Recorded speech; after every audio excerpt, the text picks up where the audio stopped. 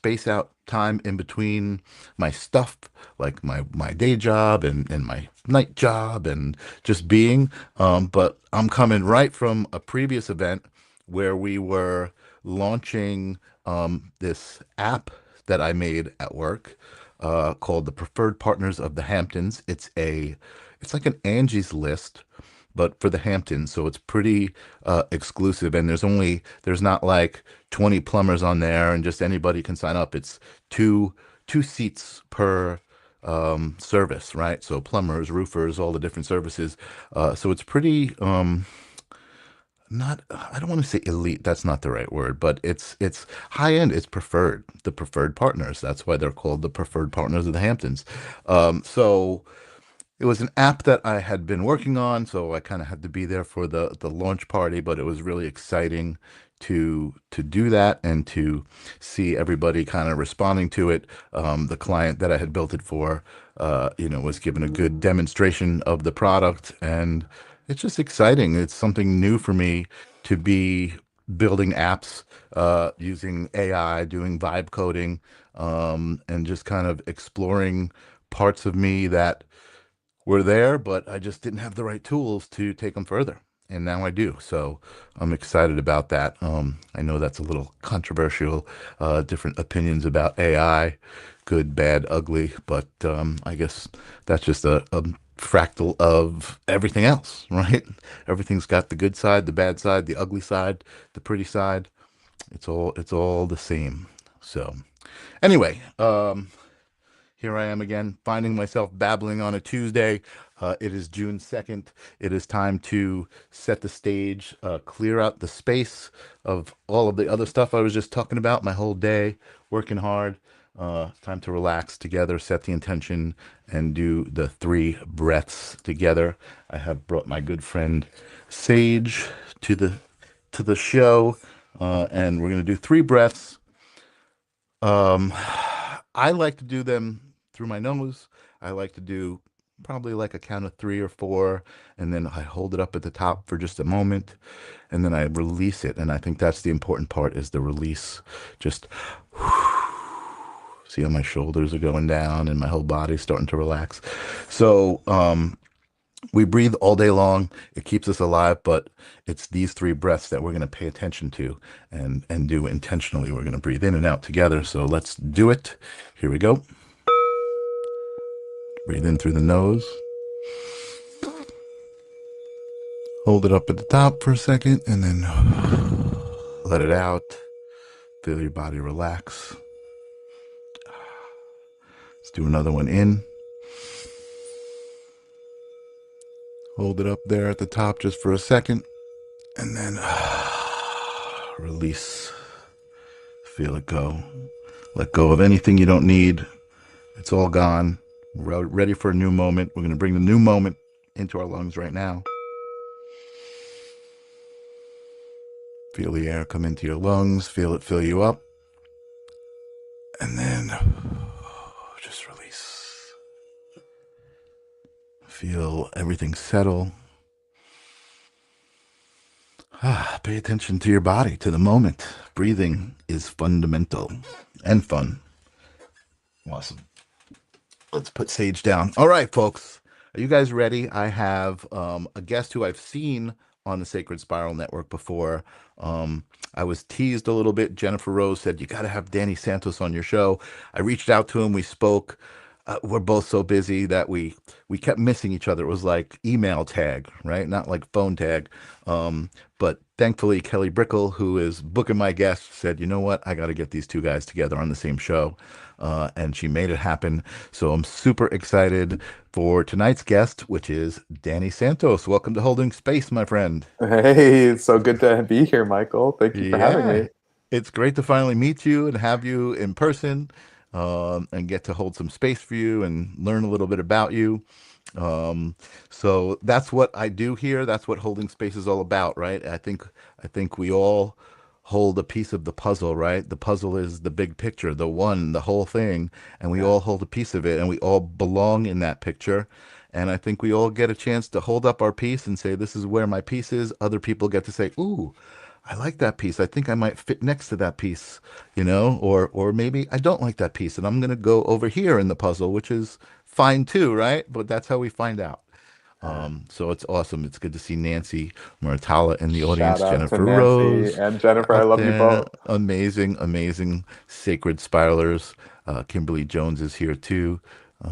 And I see Sherry Daniels is here. Shared. Thank you, Sherry. Very, very nice. You know what? That's a nice thing that you guys can do just as an observer, as somebody who's here. Holding the space with me is just click the thumbs up or click share or just send it out and maybe one of your friends will see it and like it too, and that's how we grow, that's how we raise the vibration of the planet. So thank you for sharing very much. Awesome.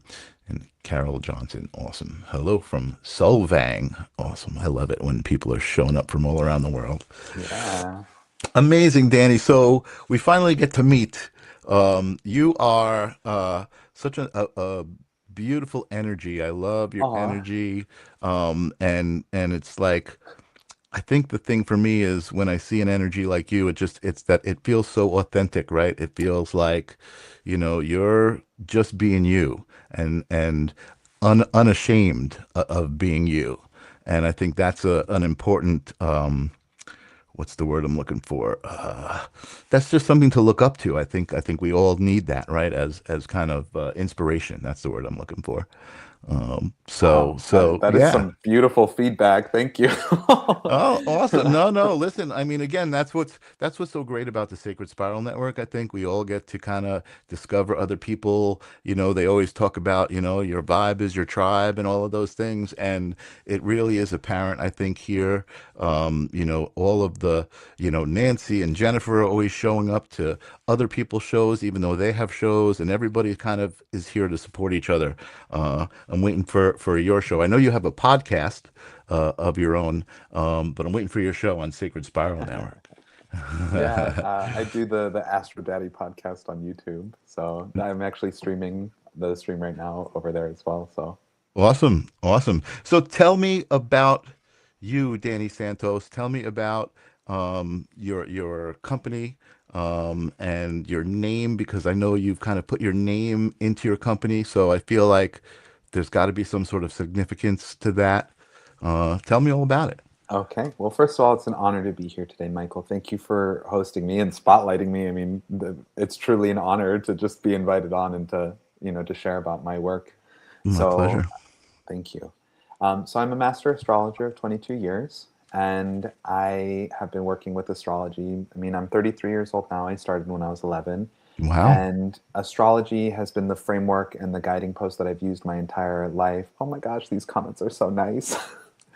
um, so I've created my own framework called 12 Steps, 12 Signs, an Astrologer's Guide to Recovery.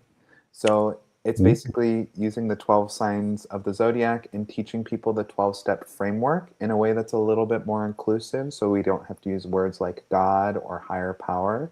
And instead, we Mm. can use the signs of the zodiac as teachers of the virtues, values, and principles of life to live by. Wow, So, that interesting. I love that. There's so much to unpack in just that one yeah. little description of what you were Oh, talking about. So let me just back up because you said it's a little more inclusive and we don't have to use the words like God. yeah. So, Okay. and I'm writing a book about this. So, Okay. for somebody like me who grew up in the Catholic Church, um, I've identified as a gay man pretty much when I came out as 18, but I knew that I was 11 at 11 years old that I was gay. And the Catholic Church began, handing out pamphlets when I was in middle school because I went to Catholic school that said that if you were gay, you would burn in hell, or that if you believed in astrology or tarot cards, eternal damnation. So all the Hmm. facets of my identity were instantly spotlight to make me feel like I'm not worthy and that I'm going to, pay a big price for Hmm. being Hmm. myself. So your compliment about authenticity and shame really resonates deeply for me. Thank you. Awesome. Awesome. But the idea is people like me, I mean, I'm okay with the word God, but I understand the trauma that a lot of people might feel resistance towards that word. So in the book that I'm writing, 12 Steps, 12 Signs, what I'm doing is talking about how each sign of the zodiac has what's known as the GIQ. So that could be known as the God in question or the graceful intelligence. You know, these are just different words Mm-hmm. to Mm-hmm. Mm-hmm. expand that word God. Mm-hmm. So, Mm-hmm. for example, Michael, what's your birthday? What's your zodiac sign? I'm 1023, so I am actually on the cusp of Libra and Libra and Scorpio. Scorpio. Yeah. Yeah. So, do you have one that you identify with more than the others? I think probably my Scorpio side, my younger life, and maybe as I'm getting older, maybe a little bit more of the Libra side. Sure. Yeah. So we think about Scorpio as the sign, its practice is change. That's the neutral vibration of this sign. So the God in question for Scorpio is actually going to be the ancestors and the darkness and death. Mm-hmm. You know, this is God in Mm-hmm. to a certain extent. Mm-hmm. So the graceful intelligence, the GIQ or the godly intelligence of Scorpio is that they know how to change. Mm-hmm. Because most often Scorpios are born into family situations that are traumatic, in which they have to discover their own power by learning to shed the trauma of their ancestors and be rebirthed or reborn into a higher vibration. Mm-hmm. Interesting. Interesting. So, so I that's what can. I mean. Oh, go ahead. Go ahead. No, I can relate to that. I mean, I feel like I will say that I feel pretty fortunate in the way that I grew up. Yes, my parents were divorced, and I think that was the trauma, right? Sure. And although I probably still have to go deep to deal with it as trauma, because I mean. I'm pretty grounded. I feel pretty good, right? I don't feel like I have these things that I need to uncover and these parts of myself that I need to dig up. Although I do breath work and I do things where I can feel release happening, right? And it's not even like something I necessarily can identify specifically as trauma, but it is something that I feel I can identify as, okay, my body is releasing this energy and I feel it and I allow it and I accept it, I embrace that release. Um, but I feel like, where was I going with this? I guess looking out at the world, I feel like most people that I know have had some trauma that is more identifiable or for me like deeper, right? Yeah. Like I could remember growing up and somebody saying to me at one point, I don't even remember, maybe I was in my teens, somebody saying like, "Oh yeah, everybody goes to jail at one point." Oh my And God. and Okay. and I'm just like, no, like everybody fights, everybody gets in street fights, and I was like, no, like just things that I saw in other families and happening to other people, like I was like, oh my God. And it seemed very commonplace. Family abuse, different kinds of things that happen in families that, again, I feel fortunate. My family, even though my parents were divorced, I grew up with a lot of love. I knew I was loved. So I feel very fortunate, and I feel like that's a part of what allows me to love the way I do. And again, make kind of make that a part of who I am because I can look and I can see the lack of it in a lot of situations. And I don't remember why I kind of went down that road. But I guess again, I guess I feel fortunate and I feel like I know a lot of people like yourself who have a lot of different metaphysical kind of gifts and beliefs that really take them out of the mainstream. Um, I'm kind of in the middle, right? Like I'm in the mainstream. I don't really practice mediumship, although I've had my experiences. I know that if I decided to take an intuitive development class, I could develop those muscles, right? But it's just not something like that's calling to me. Just like some people like to go to the gym and develop their muscles, and other people don't. You know Sure. what I mean? So it's kind of the same thing. So for me, I'm finding my place right here in this seat, right? As somebody who can create a safe space for you, a safe space for the audience to come and experience you, and just that's what I'm contributing to the collective, right? And I think a part of that is just knowing that and feeling good about it. And again, I don't know why I started talking about that because I'm here to talk about you, but something that you said just kind of triggered that whole reaction. Yeah, well, and it is holding space, and I'm happy to hold space for you as you're also speaking. This is a collaborative exercise. Yeah. Yeah. So, all right. So let's go back to you and um let's talk. Here's a good question. Do you have a specific moment or a memory that you remember that you realized that things weren't kind of what you were being taught in school or like the mainstream things? There was non-physical aspects to existence. Interesting. I grew up incredibly sheltered. My parents are both immigrants from Cuba, so there was no alcohol in my house. My parents are both medical doctors, so everything was very organized, detail oriented. They're both Virgos. So I feel like I lived like the most like protected, kind of grounded childhood that there was, not to mention I went Okay. to Catholic school on top of that. Hmm. So like I didn't see The Wizard of Oz until I was 24 years old. I Wow. like didn't really listen to the radio that much or watch a lot of television. So for me, like I was very much like the small town boy next door.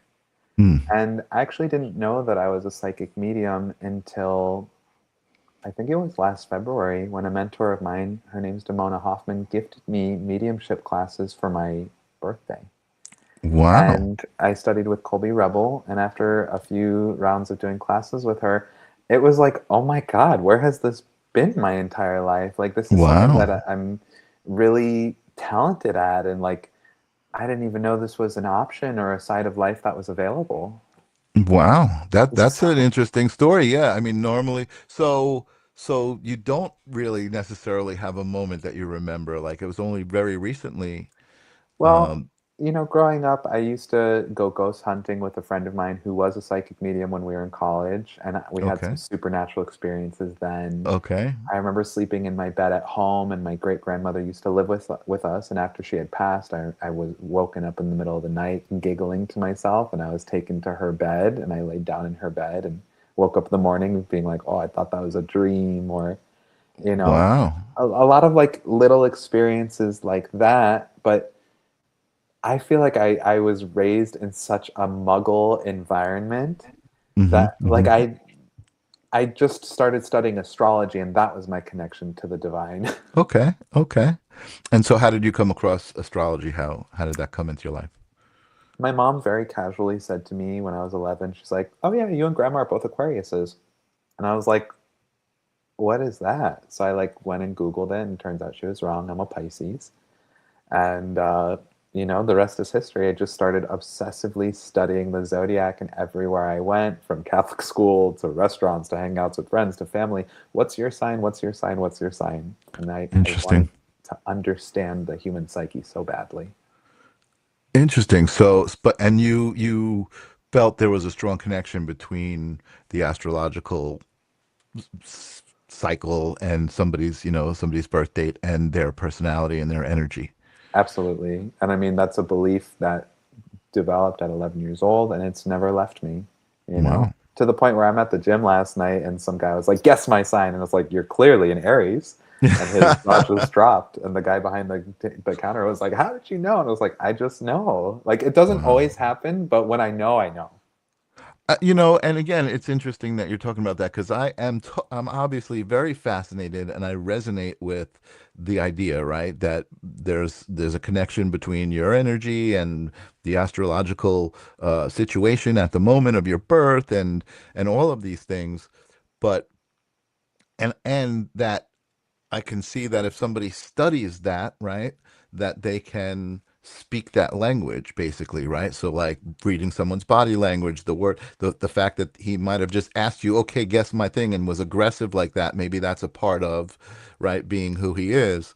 Um, and I feel like that's information and that's knowledge, again, that like I don't pursue myself, right? But I'm fascinated by it,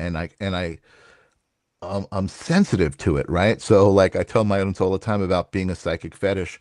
I don't have any desire to go to a psychic to get a reading for myself.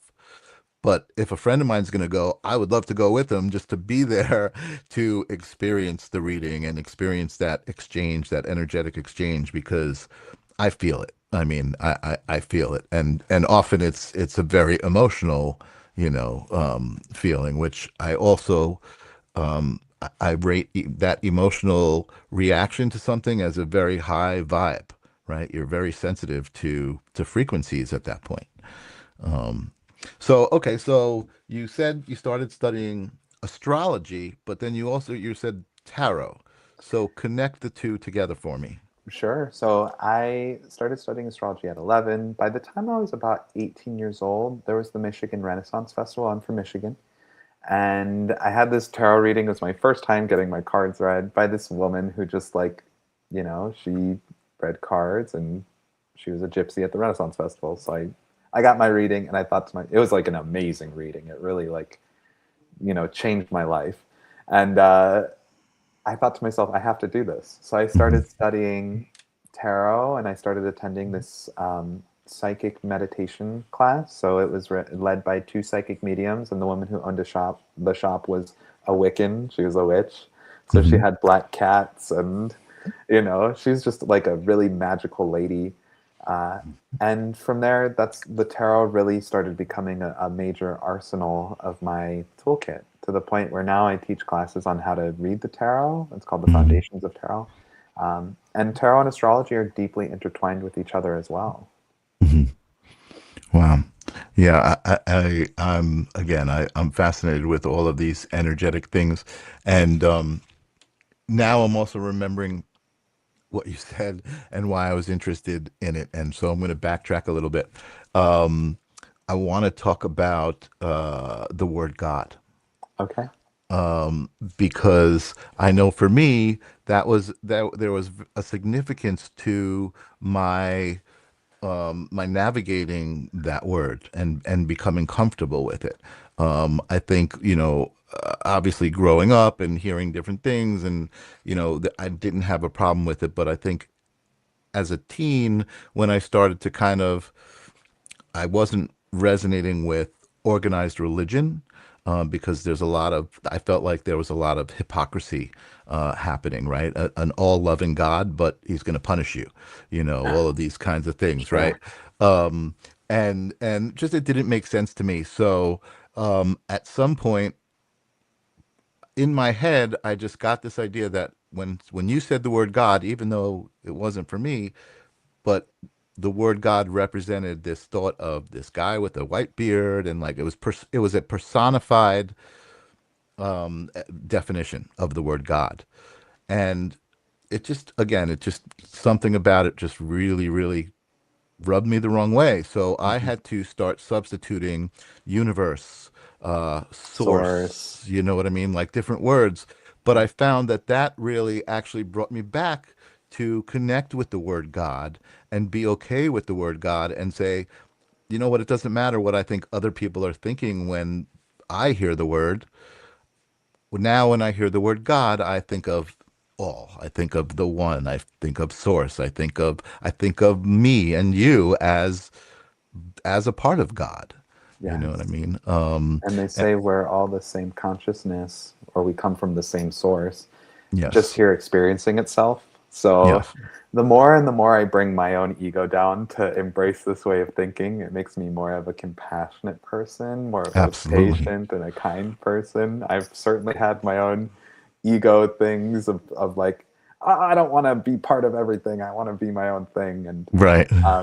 the more that I keep going, I'm understanding like, well, if we really are all one, like it makes me not want to be mean to anybody.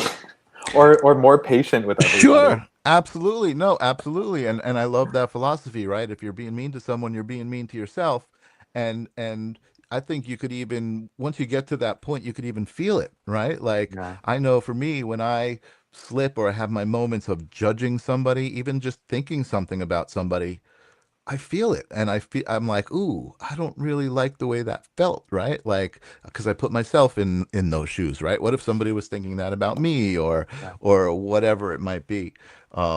So the way I like to think about it, and tell me what you think about this, because we did talk a little bit about, you mentioned like plant medicine and stuff like that. I like to think of us, each one of us, as an individual thought of God. Like Hmm. we are actually a thought that God had, and now we are. Like we just became, right? The thoughts are now vibrations and they exist and are just intermixing with the other thoughts of God and so that's the way I like to look at it. Like we are a thought of Yeah, God. And there's different ways to put it. People say we're a spark of God, things like that. a But drop of light in the ocean of a light. drop of light in the ocean, right? And those metaphors I love as well, right? Like the drop that's coming up in the splash of the wave is an individual thing, but it's also it goes back and it becomes part of the ocean. It becomes the one. Um, Amazing. So turning this whole conversation around, you said you were brought up in kind of a religious, very conservative Yeah, environment. You didn't experience a lot of media. The Wizard of Oz, you said you didn't see that until you were 24 years 24. old. I mean, that's pretty amazing. And you even said you grew up kind of sheltered. So, Two doctor parents who like they're Virgos. They're everything's like very detail oriented and very right.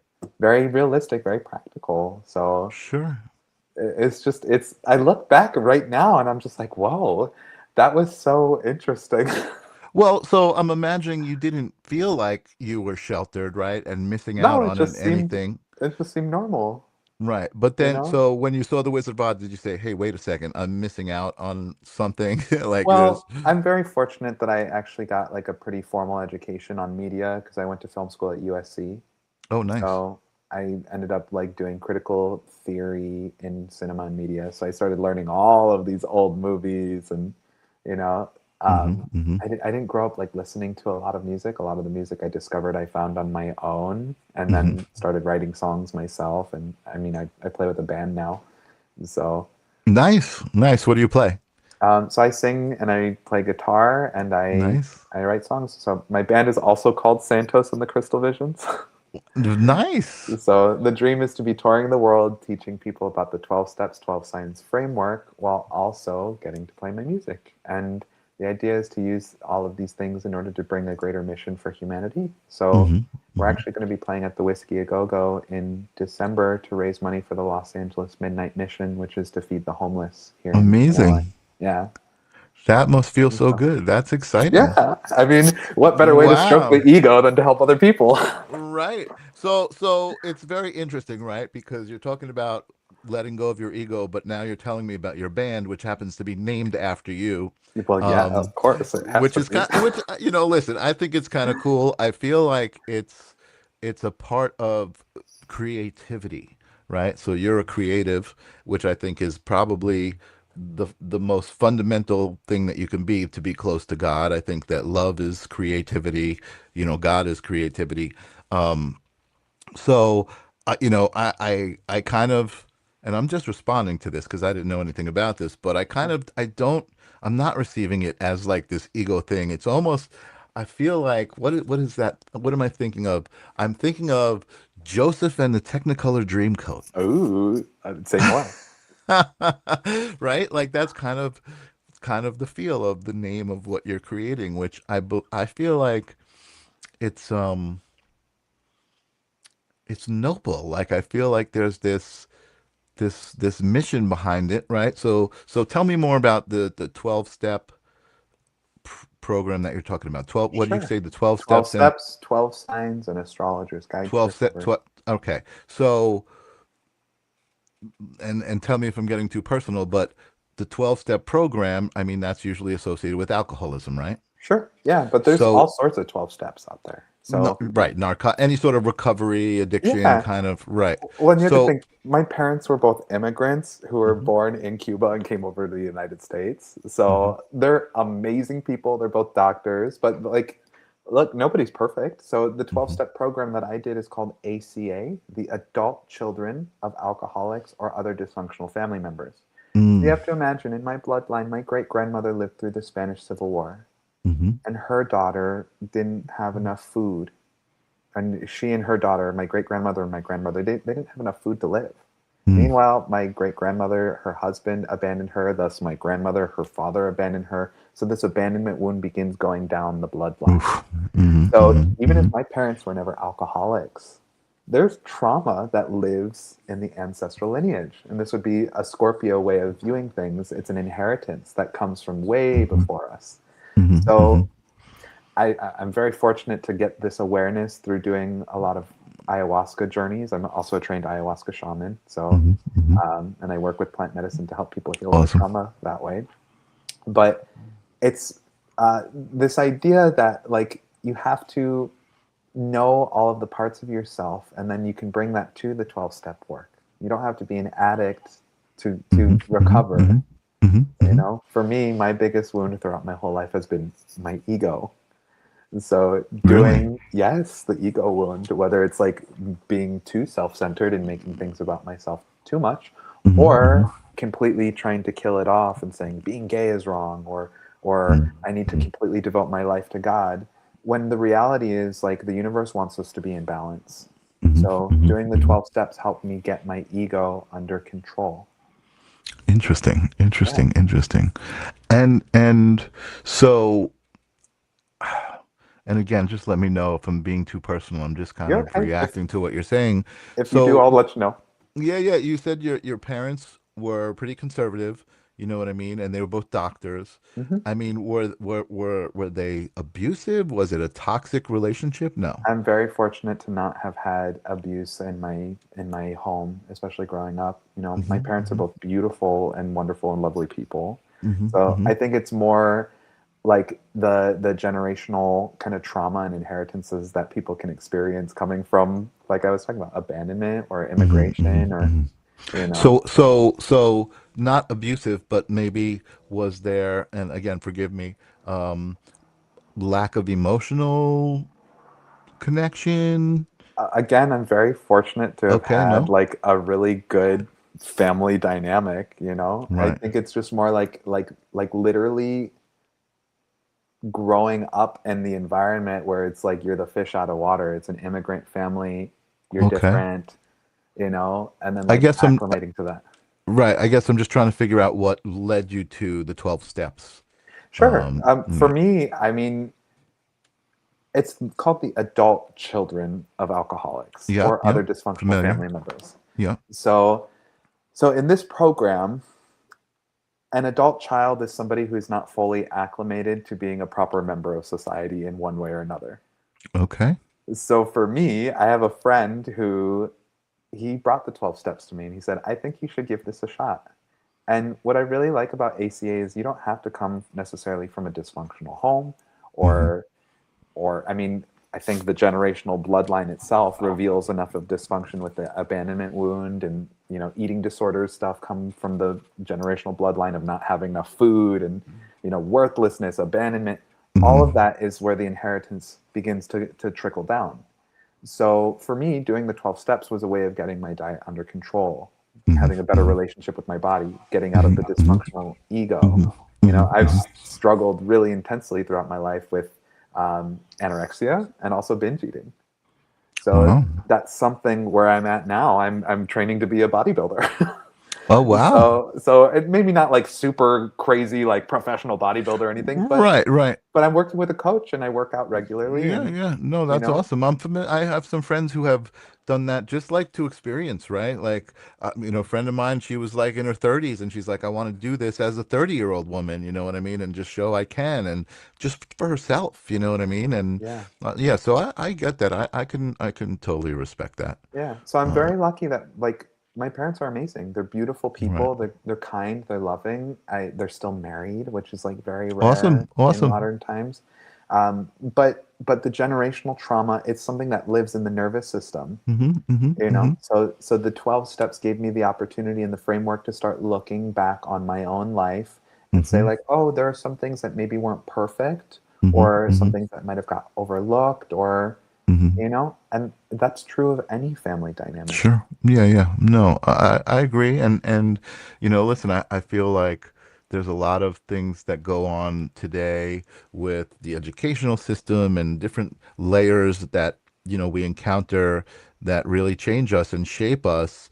And unfortunately, I feel like a lot of that pulls us away from the self, right? And even some religion, I feel like does that, right? Where I feel like once we, like we were talking about being a part of God, right? I think once you kind of can come to terms with that, then you're going to have no choice but to honor yourself in some Yeah, way, right? And to love yourself, which again I think is a big key of a lot of people's struggles is they don't even realize that they're not loving themselves. They're just kind of going through the hamster wheel of life, get on in the morning, run it all day, get off at night, and you're not even really paying attention to what's happening. yeah. I see Michelle is asking a question here in the comments. Um, What's up, Michonne? so should I read it? Yeah, yeah, I'm looking for it. Okay. I do So not see it. Michelle Olivier wrote, "How old were you when you first realized that you were experiencing the world differently than Oh, others?" good question. I don't know if I realized it, but I remember being a little boy. Here's maybe a callback to the question you had earlier for me, Michael. Mm-hmm, I mm-hmm, remember being in school, in elementary school, and like just looking like at the ceiling, and then it would like turn into a bunch of stars and galaxy and stuff, and I would like mm, kind of leave my body through imagination, you know. mm-hmm, mm-hmm, mm-hmm, Um, mm-hmm. and like I didn't know that not everybody did that.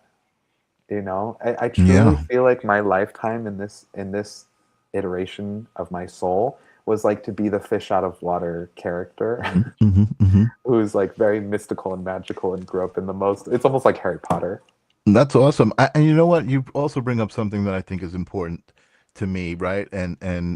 That's the word imagination, right? Yeah, I feel like imagination is one of the, we talk about we've lost powers, right? Like we used to be psychic and we used to have these powers as humans.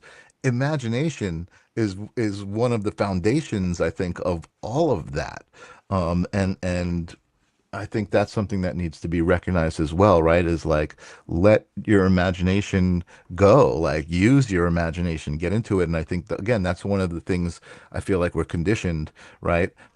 And you'll hear it all the time. I talk to so many psychics. Oh, I had imaginary friends, and they told me, they were my imaginary friends, and that it wasn't a good thing, where it's like now, it's like, wait a second, those imaginary friends were more real than your real friends, you yeah, know. yeah. Yeah, amazing, amazing.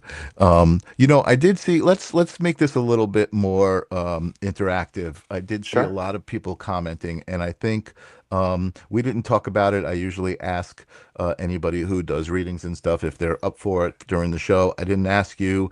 I'm If happy to you do are, that's readings. okay. And But I think what let's do wow. something. I think something a little bit more fun, or not more fun because readings are always fun, but just maybe to help cover a little bit more every people. You are versed in astrology. You have this knowledge.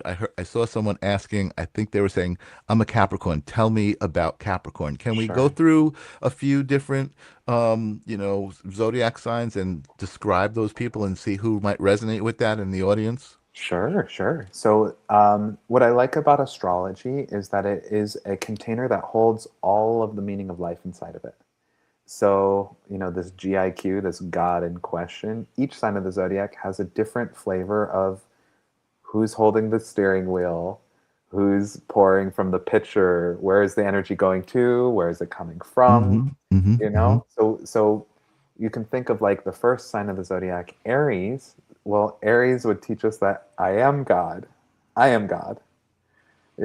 So Hmm. that's Hmm. that's step one in the 12-step program, but you don't get to Hmm. claim that you're God until you do all of the other 12 steps first, and then you get to be God. But Okay, okay. so What's the first step? the first step in the 12-step program is admitting that you're powerless over, and then depending on what kind of 12-step you do, it's going to give you a different version of it. I'm trying to write an inclusive, neutral version of the 12 steps. Let's see if I can pull up what I wrote for Aries here. I'm just checking my notes really quickly. Came to Cool. believe, oh wait, no, that's Taurus. So it would be, we admitted we were powerless. What I wrote here was over addiction, dysfunction, trauma, and compulsion. That's more inclusive than any of the other 12 steps that I've heard. So, you know, Yeah, yeah, totally. Totally. so when we think about Aries being the first sign of the zodiac, it's the ram. Hmm. It's got Hmm. that energy of getting up and going. Now, somebody asking about Capricorn, Capricorn is the 10th sign of the zodiac. It's our first double digit number in the zodiac, and it's one with a zero. So it's like an Hmm. Aries thrown into a time machine. Mm. So Aries is literally it's admitting you were powerless. You do it once, then Hmm. you kind of did Hmm. it. Hmm. So Hmm. Capricorn, it would be like the 10th step, and then I'll bring this back to how it like translates to astrology. But if I Okay. check my notes here, continue to take personal inventory and when we were wrong, promptly admitted it. That's Capricorn. Mm. So Aries is you, it's like being able to do something once and then you're out with it. Hmm. Hmm. Hmm. Capricorn is to keep doing something over the span of time. So, in fact, the zero that follows the one in the number 10, or for Capricorn, is going to Hmm. be the passage of time. That's why Mm. Capricorn Interesting. rules the archetype of Father Time. So, it's one thing to come out as a gay person. That would be an Aries thing to come out, but to live your life and to keep coming out over time and to do it with integrity and like that's more of a Capricorn thing. It's not just doing something once, Interesting. it's living it and to continue doing it and to live by it the right way. Interesting. Interesting. Yeah, or like going to the gym once versus doing it over a long period of time. Gotcha. Gotcha. And is that I don't want to go off track, but is that the significance of the zero modifier? That's Like, my belief. Anytime you okay. put zero on the end of the number, what I'm writing about in my book is it makes the value greater. Okay. So imagine somebody who's a 1 year old. Hmm. Now imagine somebody who's a 10-year old. Right. Right. Now try to wrap your mind of a 10-year old sitting next to someone who is 1,000 years old. Hmm. Hmm. Like and 1,000-year old, somebody who lived 1,000 years of Right. continued existence without dying. Right. Right. Right. That zero is a quantifier of wisdom and lived Interesting. experience. So Capricorns are typically our older souls of the zodiac, Hmm. whereas Aries are going to be a bit of our younger souls. They're more impulsive. Gotcha. Gotcha. So a Capricorn is they're thinking about the future, they're thinking about time, they're thinking about what's the long run of this? What can I potentially build here that's going to create a lasting existence for the universe? Hmm. Hmm. Nice. Nice. I love it. Awesome. This is fascinating. I love it. I have I know Kay Weezy is bringing up October 5th. He's a Libra. Oh, okay. Shall we go into And Libra? yeah, let's hear Libra. All right, so if we go back to Aries, Aries is the sign of taking action. Libra is the opposite of Aries. So Libra is the Mm, sign of balance mm, or doing nothing, being patient. Maybe Aries is the sign of doing something for yourself. Like Aries says, I am God. Libra says, my relationships are God. So in the 12-step program, I believe mm. the Libra step that I have in my book, uh, let me see if I can quote it off the top of my head. Uh, humbly ask God to remove your defects of character. So asking for help, So Libras either ask for help or, yeah, humbly ask God to remove our shortcomings, or they're going to help somebody else remove their shortcomings, or it's a sign of being helpful, to be a partner, to be in balance with others. Mhm, Aries says mhm, that mhm. I am God. Libra says we are God, or you are God to me. Mm, mm. Nice, nice. I love it. So I feel like what is your thoughts? I mean, are there? I'm imagining there has to be negative traits, right? So a lot of Oh, times yes. when we talk about something, and I know there's intention behind that, right? We tend to want to talk about all of the positive things, right? And messages a lot of times in tarot cards are positive, um, but you know, I feel like it wouldn't be the 3D if there weren't lessons to be If there learned. wasn't duality. Well, it's interesting you Yeah, if use there the word wasn't lesson. duality, exactly, All right, so exactly. I'm going to show you this little chart that I made. Cool. Hold So on. Let sorry me that it's like the light is coming through. I can close my blinds if that's No, no, better. I'm gonna make you bigger. There you go. All right, so I've created this little flow chart. So this is how I understand each of the signs of the zodiac. Okay. So in the center is what I would call the practice or the main virtue of each sign. So Okay. we'll use Libra as an example. Okay. If we, oh, I am a big fan of Walter Mercado, Angelo. Just throwing it out there. I see him in the comments. Um, so when we think about the practice of Libra, it's going to be balance.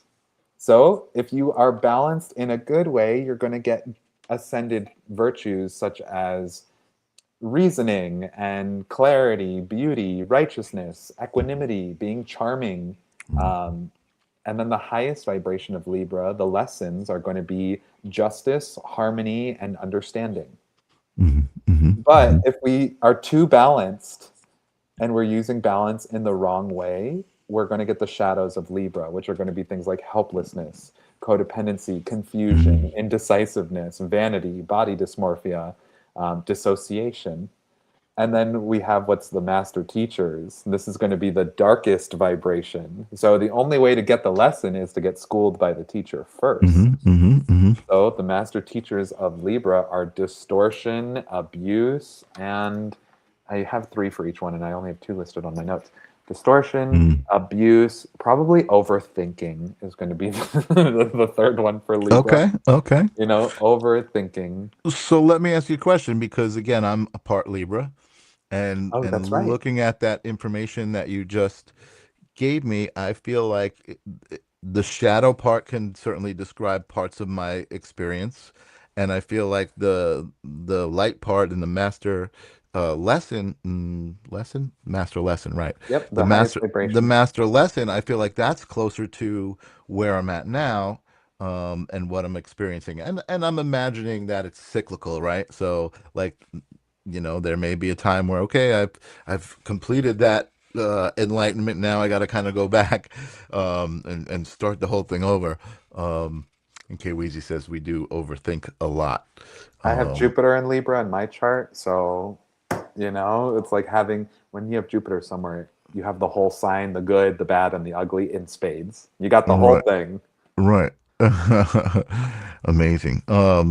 So I forget now. I forgot where I was going with my thought about Libra and that chart. Hold up that chart again. Let me just see that visual again, maybe. Okay. So yeah, I mean, I feel like, I feel like this is like real, like basic knowledge, right? That we should all understand That's what as I'm saying. a I part get of this our, in you know, yeah, part of elementary our schools. own journey. Yeah, part of our own journey. Hey, this is great. Listen, again, the educational system is in desperate need of new material. Yeah. Well, So, and towards the bottom of this of the shadows here, I have mhm. this little SG. What's that? So that stands for saving grace. So let's say you are suffocating under the master teachers. So let's say Hmm, you're hmm, in for Libra, distortion, abuse, and overthinking. hmm, The hmm, saving grace is designed to help you as a crowbar get out of the master teacher. And hmm, the way that you do that is by taking a page out of the opposite sign of the zodiac's book and then trying to apply it through Libra's framework. So Aries is courageous. The Libra version of courage, the word that I picked at least, is moxie. hmm. So if you're stuck in distortion and abuse and overthinking, moxie is the saving grace that can help you level yourself up to the master lessons. Interesting. And describe a moxie.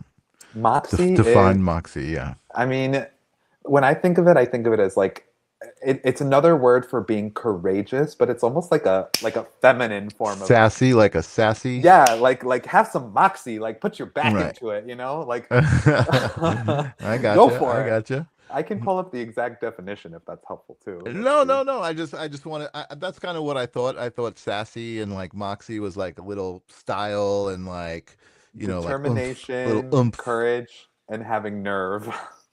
There you go. Nice. So if you're stuck in the distortion or the abuse of Libra, or Uh-huh. gaslighting, that's another low vibration of Libra, being gaslit, use some moxie. Like Hmm. Hmm. pull yourself Hmm. at it. Be courageous. Hmm. Hmm. So Nice. now I I see a love lot that. of people asking like about Virgo. I see Taurus here. Yeah. I don't think we have the time for me to go through every Each single one. chart. No, no, we probably don't. And But plus, they've got to read your book. well, and it's not out yet, but I do have a series on my Astro Daddy YouTube page where I'm doing the 12 steps, 12 signs, and I explain it there. So the only video Oh, I have nice. out there is Aries. But if you want to learn the 12 step, 12 sign framework with me, you can also sign up for spiritual life coaching with me. That's something that I offer where people learn astrology while also gaining the tools on how to heal themselves through the 12 step framework. Awesome. Yeah, actually, that was kind of something I wanted to talk about too. Like, where do people find you? I noticed Kelly jumped in and changed the the banner on the bottom, which was last week from Sylvester Allen, but now we see the cool Santos Crystal Visions Dot com. Well, it's dot not com dot com. dot It's com. just dot com once. No worries, no worries. I think people will get that.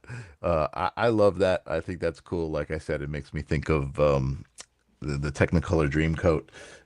It's like a, and I think that's kind of appropriate to your personality, Oh, thank you. which I, is I which is mean, cool. I'm a big fan of anything Technicolor, I'll tell you that. Anything Technicolor, Yeah, nice. you should see my wardrobe. That's awesome. So, all right. So we see your website, and we know you do. You said you do individual healings. You said to me when we started the show, you do a lot of stuff. What else can people find as far as like help from you or advice or entertainment, whatever it Sure. might be? Sure. So I'm a trained platform medium through the Los Angeles Spirit Academy. So I love doing platform mediumship readings in front of audiences. I can also do one-on-one mediumship readings as well. But I really shine in the platform because I love being in front of an audience. So I have a special place in my heart for doing that kind of work. Cool. I'm a trained ayahuasca shaman. I lived with the indigenous Shipibo tribe in the summer of 2023, and I fasted for a total of 44 days in the Amazon jungle and really had a very powerful, profound experience. And I was given the blessing from them to begin serving their medicine and practicing their customs. So at this point in time, I'm volunteering with an ayahuasca church here called the Hummingbird Church. And in a few months, I'm probably going to start leading my own ceremonies as well. So Cool. that's around the corner for me. Um, I'm a sound healer, so along with singing the indigenous Shipibo Ikaros and the healing medicine songs from the tribe, where you can do soul surgery on people with the voice, I also do crystal singing bowls, sound baths, bells, chimes, flute, all of that, and I play with Awesome. my band. And I'm a trained breathwork instructor and Reiki master. So I also teach people if people want to learn how to do all this stuff too. Awesome. Awesome. Amazing. And yes, I do. I do want to learn all of this stuff. I think it's amazing. So tell me, before we wrap it up, about your experience. I guess I should have started with this because we could have done the whole show on this, but with the Shabipo, what's the people? They're the Shipibo. Shapibo. There we Sh go. Okay. Tell So tell me all about that because I'm fascinated by that as well. I feel like that's, talk about a life-altering experience, right? You're yeah, committed to, how long were you there? I was there for 2 months. Wow. So But I tell us began about that. studying the ayahuasca tradition in 2019. So I used to go up to a teacher's home in Oakland, California, and begin sitting in ceremonies with her. So to Hmm. this date, I've done 78 ayahuasca ceremonies. Wow. So quite experienced. I've done a lot of medicine work. But you don't even need the ayahuasca to heal people, truly. Like, you can. I, I'm glad to hear you say that because I am certainly an advocate. I have not experienced ayahuasca myself. I have a lot of really close friends who have. I've heard some incredible experiences. It's something that I'm sure I'll be called to one day, just because I know so many people. But I also do feel like, that's probably why I haven't been called at this point, right? Is like I've been able to find my own connection with Source and myself, and I guess it hasn't been like this burning thing, like, oh my God, I need to go do that. I need to go experience that. But I respect all of that. I think there's a lot of ways to open yourself up to the universe. And I think psychedelics are coming to the forefront because they've just been kind of overlooked. I think, I definitely think that there's validity to the psychedelics, and some of the DMT stuff that we're talking about, the laser, Danny, what's his name, Solar, I think Danny Solar, these amazing human experiences that are just kind of changing, expanding the definition of who we are and what we can experience and what we can access. So awesome. That's very exciting. If anyone is interested in any of that stuff, Danny's website is running by the bottom of the screen there. I'm excited to have spoken to you for the last hour and gotten to know a little bit more about you. And you're welcome back anytime. Maybe we can do a show with just some readings. We'll do some tarot cards and stuff like that because I know the Sacred Spiral audience loves that stuff. Uh, Yeah. Well, it's so a tremendous honor to be here, and I can't thank you enough for inviting me to be on your show and share a little bit more about my story. awesome, yeah, and I'm sure we've only scratched the surface. So uh, we'll have you back, Danny Santos, for sure. Ah, thank you. And thank you to everybody who watched today, too. Awesome. Yes. Thank you for everybody. Thank you, Kay Weezy. Kara Jade says, I've been trying and hoping to connect with any hidden abilities of whatever I'm capable of. And you know what, Kiara, that's all you got to do. You got to just show up to that intention, and it'll happen.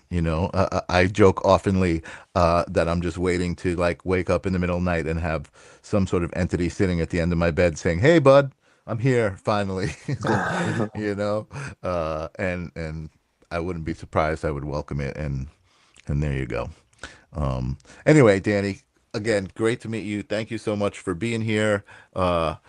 It is 10 o'clock on a Tuesday night, so it's time for me to start winding down over here on the East Coast. Where are you? You're on the West Coast, I'm correct? in LA, yeah. Yeah, you're in LA. Cool. Woo. Awesome. Well, you got a couple hours still to enjoy.